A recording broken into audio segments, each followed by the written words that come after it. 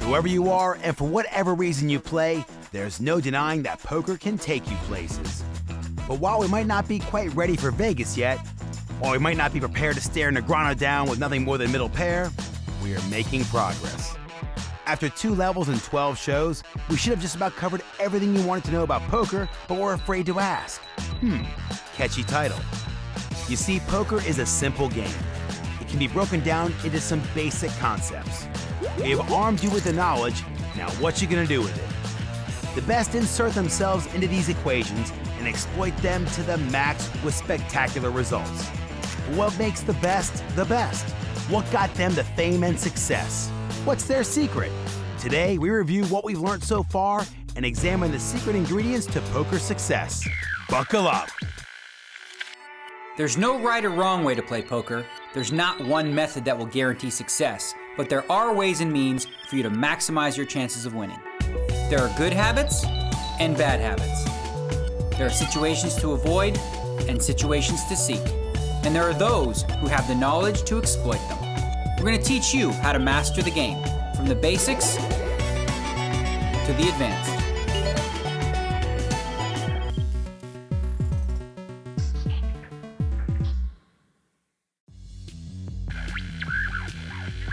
Hello and welcome to show 13. Unluckily for you guys, our last in the series. Over the previous 12 shows we've covered the basics: position, bluffing, bet sizing, playing draws, gathering information, and today we review it all. Poker's an elementary game really, and in this show we'll look back at some of the core lessons from the last 12 shows and examine why, if the game is so simple, are some players so bloomin' successful? What is their secret formula? In this series, we've reviewed poker played in Barcelona, Baden, Seoul, San Remo, Sydney, Monte Carlo, just to mention a few. But today, we look at classic hands from Vegas, London, and the Bahamas. We delve into the vault and pull out some bad beats. You won't know whether to laugh or cry. I laughed, if I'm being honest. And we perform an experiment to see just how differently a hand can play out, dependent on the players involved. But first, a tutorial, of course, and a quick review of position for you. Here's Christian. Position, position, position.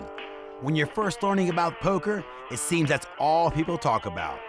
Well, as we covered back in level 1, there's a reason for that. The basic principle to remember is, the later you are to act in any given round of betting, the better your position is. So, if you are last to act, you have position on all of your opponents. This is why being on the button is such an advantage. Once the flop has been dealt, the player on the button is always the last person to make their decision, meaning they get the advantage of seeing every other player act before acting themselves. This is most commonly demonstrated when the other players in the hand check, as is the case here. You see them check. Their passive play tells you they probably don't have much. Position gives you license to bet and take down the pot.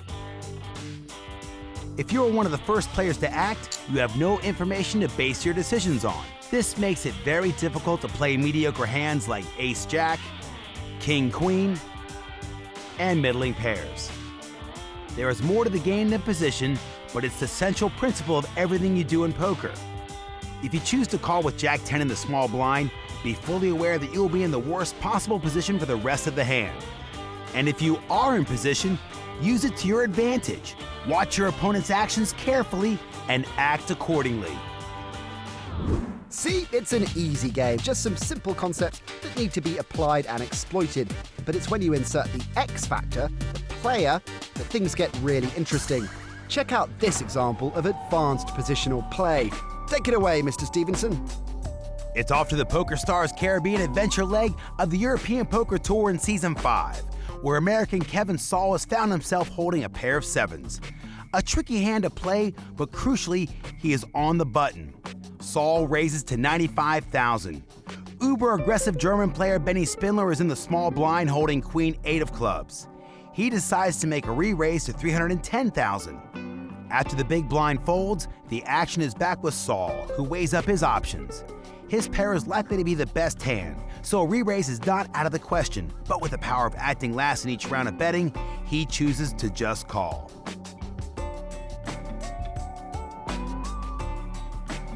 flop is 10-10-2.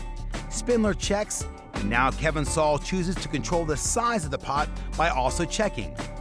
After a king is dealt on the turn, Spindler bets. Saul has the advantage of watching him act first, gaining information from Spindler's body language and bet size. Based on this, Saul is able to make the call. The river card is an ace. Spindler bets again. Representing a much stronger hand than Saul, but with the advantage of position and again being able to study his opponent's actions before making his decision, Saul was confident enough to make a very tough but correct call. Let's look at that again. When the flop was dealt and both players checked, Saul will have been confident he had the best hand, as the 10 was the only card higher than a 7, and it was unlikely that Spindler was holding one. After the king was dealt on the turn, Spindler made a bet, and the decision for Saul became a lot harder. Now, with another card higher than a 7 on the board, it is less likely that Saul still had the best hand.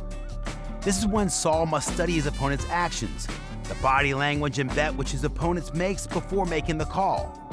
The river card is an ace, a terrible card for Saul, as it adds yet another high card, which may have given Spindler a bigger pair. Spindler makes a big bet, but with the advantage of watching Spindler act first, Saul is again able to work out that his pair of 7s is still the best hand, and makes the call that wins him the pot. This is in fact a very impressive call, which would be tough for any beginner to make.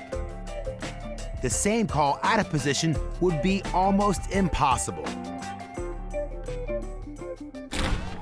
I'd snap call that anytime. Now, if you want to watch the show again or recap previous episodes, then go to everythingpoker.com.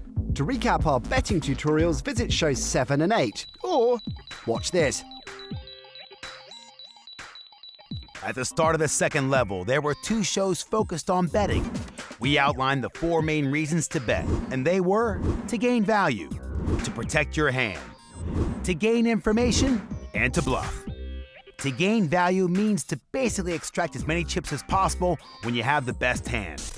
Protecting your hand means betting to prevent your opponent from completing draws or hitting over cards, which may give them the superior hand. You can bet just to gain information. The way your opponents react will give you a good idea of what they may be holding. The final reason to bet is to bluff. If you know you don't have the best hand, the only way to win the pot is to make your opponent fold. If you don't have a clear reason for betting, don't do it. In Show 8, we covered bet sizing. It's crucial to your success that you get this right. Once you have decided what the purpose of a bet is, you need to decide the right amount to bet. If it's a value bet, you need to work out how much your opponent is likely to call. If protecting your hand, make sure the bet isn't too small, therefore allowing opponents to see further cards cheaply. If you're bluffing, the ideal bet will be enough to force a fold, but without risking too much. And for gathering information, you should make your bet substantial enough to give you the answers you are looking for. Of course, sometimes folding is the best option. Could bet sizing be the single most important factor in what separates the best from the rest? A well-sized bet can maximize your winnings, or indeed minimize your losses. It can even win you hands you would have otherwise lost. Remember show 8 when we showed you the hand where Negreanu brilliantly pushed Angel Shlomi off a pair of kings with nothing more than third pair? Don't remember? Well, here's a brief recap of what happened. Shlomi raised with kings, Bonjardi called with 6s, Daniel holding 9-10 of diamonds also made the call. The flop gave Daniel top pair, and Shlomi bet, Bonjardi folded the 6s, and Negreanu called. After a queen on the turn, it was the same again. Shlomi bet and Negreanu called.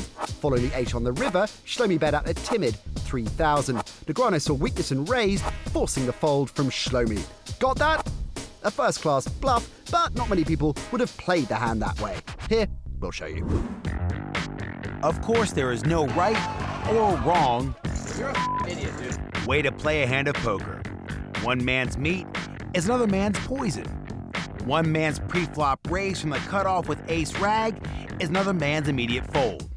To show you how differently we all play, we set up an experiment. The experiment was thus. We gave 2 pros the same decisions to make as the people in an EPT hand and saw if they played it any differently. We know how Shlomi played the kings and how Daniel played the 9-10 of diamonds, but how would Raymond Wu play the 9-10 of diamonds, and how would, yes, Daniel play the kings? No, we haven't told him it's the hand he featured in, and none of these guys know the opponent's cards. Okay? Got it? In the original hand, Shlomi raises to 4-7-5 with the pocket kings. What would Daniel have done Hello, everybody. had he been holding the kings? If we're playing 300 big blinds deep, I'm actually going to make a larger raise than normal, and I'd make it 300. Okay, back at the EPT.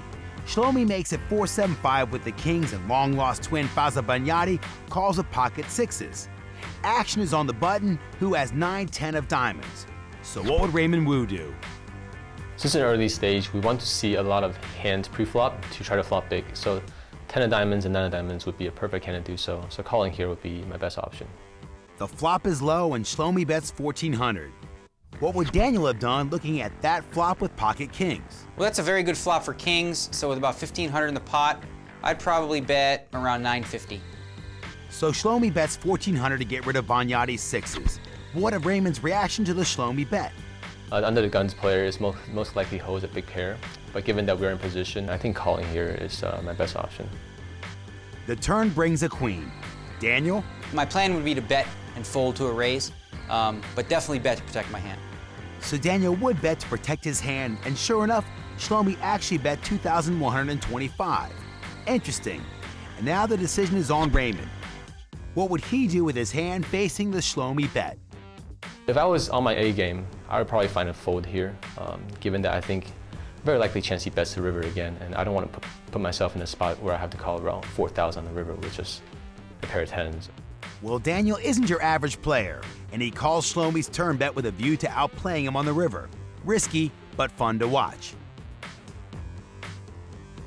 The river brings the 8 of clubs, and Shlomi bets 3,000, and it's about now that Studio Daniel smells a rat. It's funny that I'm doing this because I was the other guy. As we saw earlier, the player on the button, yes Daniel, then turns his hand into a bluff on the river, raises to 9,800, and even announces Shlomi's hand. I'm thinking aces or kings. Good read. But if Daniel were in Shlomi's position, what would he do facing that re-raise? I would probably, if I had the kings and got raised, just bow to the other player because he sounds like he's an amazing player. Just goes to show a hand will rarely play the same twice. To prove it, we also replicated the hand in a West London boozer with 8 willing participants: Jim, Steve, Joe, Jamie, Gareth, Ted, Morgan, Sarah, and Di. Same card, same chips, same flop, same everything, and studied the results. So how did it play? The answer, differently. Ted, holding the kings, made a very conservative call pre-flop and let 4 other players in to see the flop.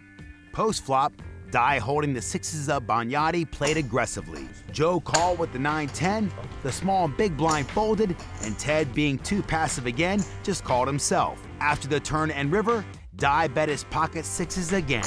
Joe called with the 9-10, and Ted folded. Yes, folded the kings. We told you people played it differently. In the end, Joe won with the 9-10, so same player won. Just in a very different fashion. The conclusion, it's not what you've got, it's what you do with it that counts. Time for a break now, but first a question. It's simple. What happened next in this hand from the UK and Ireland Poker Tour? German player Martin Muslow is all in with a pair of aces. And Irish player David O'Connor is dominated with a capital D, holding ace-king. The flop comes jack 6-9, and O'Connor needs some help. That's an understatement. I thought I was in trouble when I forgot my anniversary. Sorry, darling. This guy needs a miracle. We'll see what happens after the break.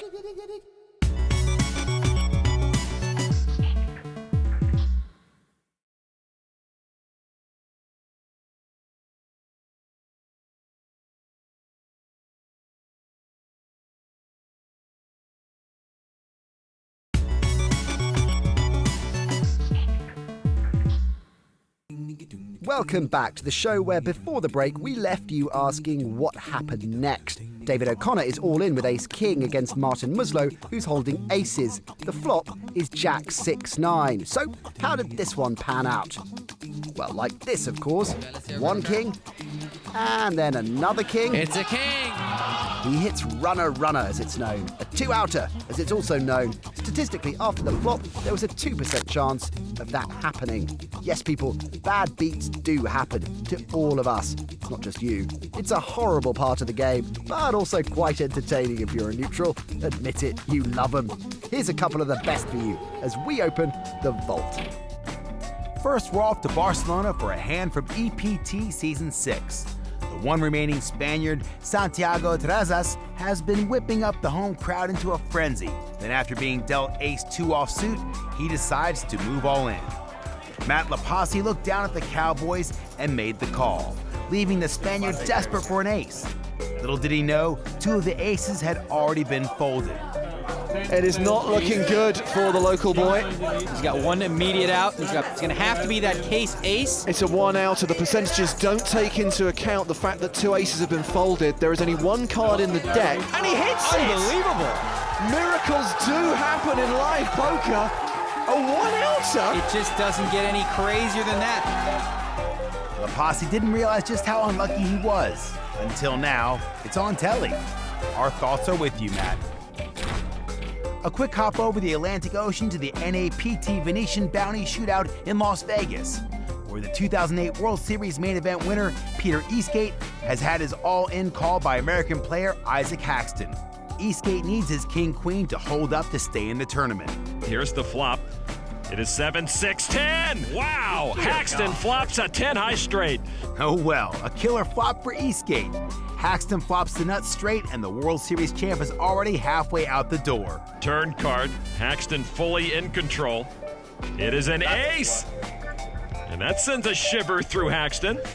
The turn card brings hope in the form of a gut shot.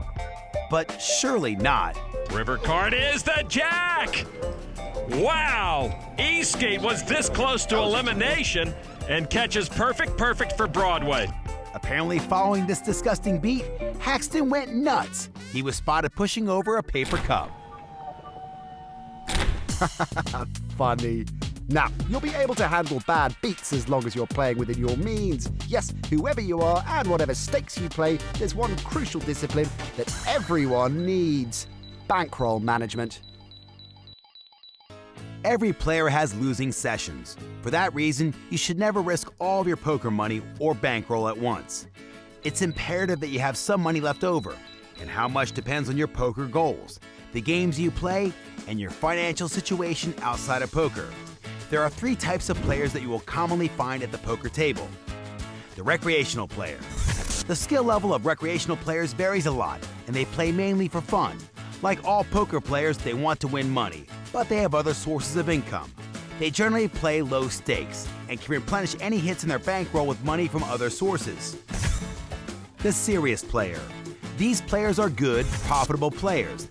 They have at least one other source of income, but it's important for them to keep their bankroll. This is either because they're semi-professionals and depend on poker winnings to keep their standard of living, or they see poker as a serious hobby. Losing their entire bankroll wouldn't be disastrous, but it would hurt. The professional player. Professional players rely mostly or exclusively on poker as a source of income. If they lose their bankroll, they lose their job. They need to be extremely careful and have a lot of money on the side. So now that we've classified the 3 groups of players, we need to identify their bankroll guidelines. If you're a recreational player, you should never buy in for more than 10% of your bankroll. For example, if you have a bankroll of $200, don't put more than $20 on one game. You might lose a decent portion of your bankroll after a couple of games, but you do have 10 chances to turn your luck around if things aren't going well. As a serious player, you should differentiate between different kinds of games. In a cash game, you're pretty safe if you have at least 20 buy-ins. So if your bankroll is $1,000, you should only put $50 on one table. In sit-and-go tournaments, the risk of losing your stack is much higher, so you should have at least 30 buy-ins. Multi-table tournaments are extremely risky. The more participants there are, the less likely it is that you'll make money. Therefore, you'll need even more money behind to be safe. If you're a solid winning player and comply with these rules, the risk of going broke is pretty low. The professional player's bankroll conditions are tough. He needs to keep 50 buy-ins for cash games. So if his bankroll is $100,000, the maximum he should sit down with is $2,000. For sit and goes, he should keep 100 buy-ins and 200 buy-ins for multi-table tournaments. And no matter what, he should always keep 6 months' worth of living expenses saved up on top of his poker bankroll. Professionals don't have a day job. Poker is their day job. So they need to plan ahead for the future. Sticking to these rules is playing it smart. So look after your pennies to increase your bankroll, and one day you might mix it with the best. But what happens when two poker Goliaths go head to head? The next hand taken from the big game shows just that, and is a lesson in positional play, bet sizing and gathering information. Watch and learn, people.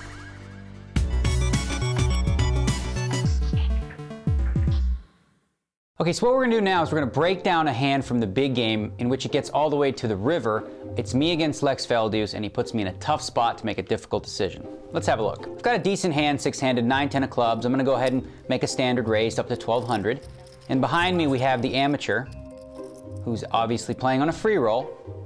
And he's got what I call the rookie hand. I'm gonna stop right there for just a second. King Jack offsuit is a hand you should always be very careful of, but when you're short-handed, it's a hand that, you know, you can play. But in position, if you're gonna play it, 3-betting is not such a bad idea. And when I say 3-betting, I basically mean re-raising and taking control of the hand.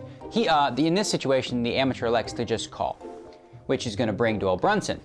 Now Doyle is just calling with a mediocre hand only because he's in position. Jack 7 of diamonds, not a great hand. And now we see Lex Veldhuis with Ace Queen of diamonds. Strong hand, he's gonna raise up to 7,000. Now, the key decision for me here is the fact that we're deep enough. We have a lot of chips in front of us. If I only had 40 or 50,000 in front of me, I would fold this for sure. But since we have over 200,000, that gives me the right odds to call and try to catch something really good, even if Lex had something as strong as pocket aces. Whatever he has, I don't really care as much because I have position and I have a fun hand that can hit a lot of flops. So I elect to call, which should be an alarm signal for our loose cannon, who definitely has to throw a hand like King Jack, does very poorly in this situation. And Doyle, Jack 7 of diamonds, not quite good enough to call a raise. So it's gonna be just the two of us, heads up to a flop. Me having position. A little over 17,000 in the pot. Well, that's a decent flop for me. I've got top pair. I'm gonna stop right there for just a second. It's a decent flop, but it's also one that can cause me a lot of problems. If Lex does have aces, kings, queens, or jacks, I'm in really big trouble. The only way I could beat him is to catch another 10. The 9 won't help me anymore because there's 2 4s out there. So even if I were to make 10s and 9s, I'm gonna lose to Lex's aces and 4s or kings and 4s. I expect Lex to bet here almost every time. He's a very aggressive player and he bets 11,500. So I don't really know yet what that means. I mean, he could have ace king, ace queen, or he could have a big pair. Totally unsure. Safest play here is just to call, and that's what I'm gonna do. See what develops on the turn. The turn. Well, now that's an interesting card for me. I'm gonna stop it right there for just a second. See, now I've picked up a flush draw. I've got my pair of 10s and clubs. So even if Lex does have an overpair, I can still call here profitably to try and catch that club. So let's see if Lex bets. Well, Lex has decided to check. So now I think in this spot, I'm gonna elect to play more cautiously, check behind, figuring he doesn't have that many outs when I'm ahead. And if he's ahead of me, I'm just getting myself a free card. Well, the river helps me just a little bit. I've got 10s and 9s now, but all that changes is the fact that now if Lex had a hand like ace 10, I could beat that. But realistically, if he's got the aces, kings, queens, or jacks, I'm still dead. There's 40,000 in the pot. Lex is taking his time. I'm all in. And he moves all in for 85,000. Now, Lex is a very good friend of mine. So sometimes when you play poker with someone you know very well, it becomes a, you know that I know that you know that I know that you like to make that move. And I know that in these spots, you know, we've talked about it, Lex likes to do that with the nuts. So I definitely think he could have aces or kings, but I'm thinking maybe he's what we call leveling me. He, just going to that next level. So I think about it for quite a while here. At this point, one of the other aspects of poker is you try to get a physical read off your opponent. When all else fails, all you've got is you look at the guy and you think, well, does he have it or not? You wouldn't do that with ace 10, would you? And this situation really comes down to that. Is he bluffing or not? I like Lex too. I could give him money. Trying to see if I can get any sort of a read off Lex, whether he smiles, whether he nods, whether he wants to engage in banter. But ultimately, I make the call here, and Lex shows me the ace high, and I pick up a pot, and Lex does not look happy about it, as you can see.